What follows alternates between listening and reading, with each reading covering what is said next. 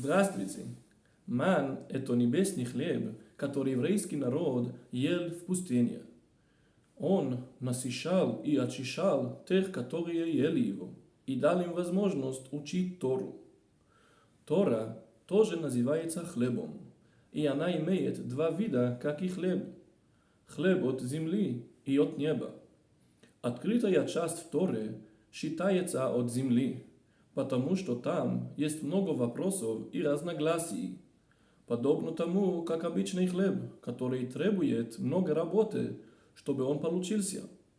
Но внутренняя Тора, она без этих моментов, и поэтому называется небесным хлебом. И так же, как ман, подходил каждому еврею, и все его ели, даже грешники.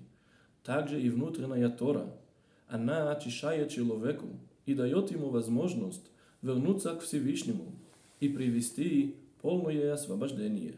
Шаббат шалом и Машиах сейчас.